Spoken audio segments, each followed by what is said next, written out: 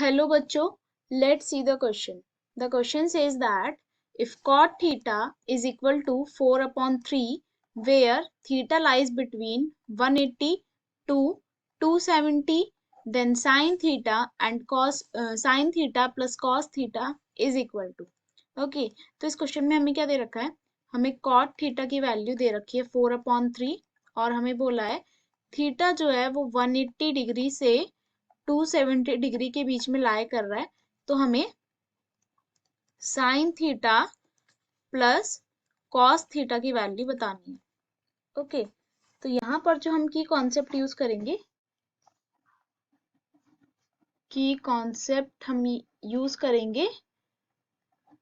Science of different trigonometric ratios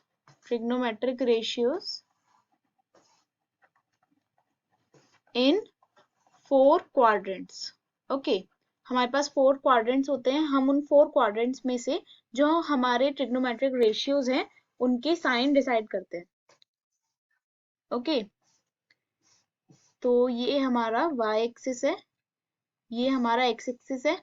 okay, तो ये हमारे पास हो गया फर्स्ट क्वाड्रेंट, ये हमारे पास हो गया सेकंड क्वाड्रेंट, ये हमारे पास हो गया थर्ड क्वाड्रेंट और ये हो गया हमारे पास फोर्थ क्वाड्रेंट। ओके, ये हमारे पास होता है 0 डिग्री का एंगल या फिर 360 डिग्री का एंगल, ये होता है हमारे पास 90 डिग्री का, ये होता है हमारे पास 180 डिग्री का और ये होता है हमारे पास 270 डिग्री का एंगल। ओके, अब हमारे पास क्या होता है, जो फर्स्ट क्वाड्रेंट होता है उसमें सारे ट्रिग्नोमेट्रिक रेशियोज पॉजिटिव होते हैं। ओके, तो हम यहाँ पे लिखते हैं ऑल आर पॉजिटिव। ओके, और सेकेंड क्वाड्रेंट में सिर्फ साइन थीटा और कॉसेक थीटा पॉजिटिव होते हैं, बाकी सारे जो ट्रिग्नोमेट्रिक रेशियोज है वो नेगेटिव होते हैं। ऐसे ही थर्ड क्वाड्रेंट में टैन थीटा और कॉट थीटा पॉजिटिव होते हैं, बाकी सारे रेशियोज नेगेटिव होते हैं। ऐसे ही फोर्थ क्वाड्रेंट में कॉस थीटा और सेक थीटा पॉजिटिव होते हैं, बाकी सारे ट्रिग्नोमेट्रिक रेशियोज नेगेटिव होते हैं।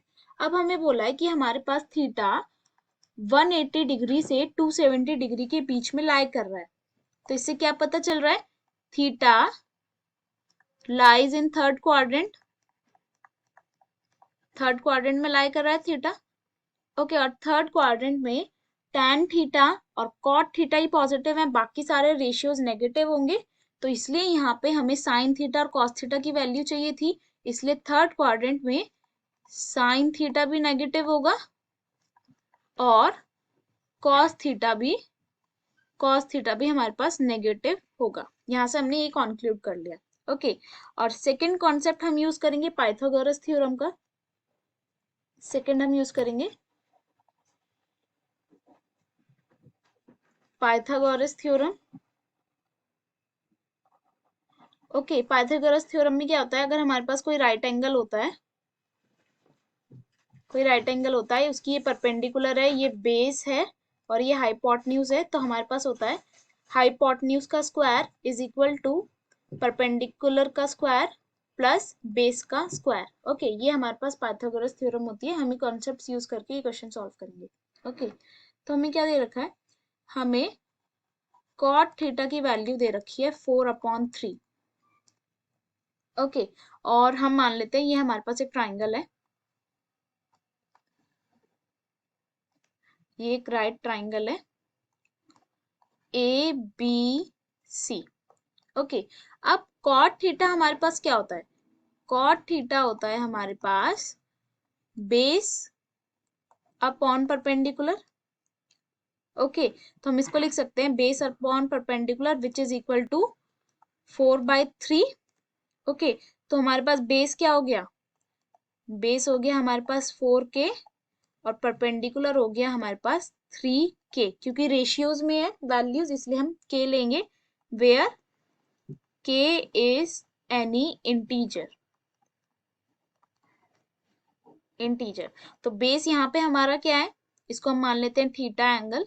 बेस हमारे पास BC है, इसलिए ये हो गया हमारे पास 4k, परपेंडिकुलर हो गया हमारे पास 3k।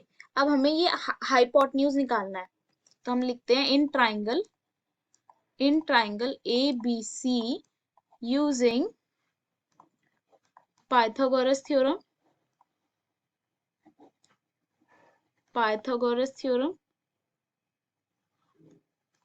ओके। यहाँ पे हम ट्राइंगल बना लेते हैं ABC। ये हमारे पास एंगल थीटा है, ये A, ये B एंड C, ये 90 डिग्री, ये हमने 3 के निकाला, ये हमने 4 के निकाला। ओके, पाइथागोरस थ्योरम में क्या होता है, हाइपोटेन्यूज का square is equal to perpendicular का स्क्वायर अपॉन परपेंडिकुलर का स्क्वायर प्लस बेस का स्क्वायर।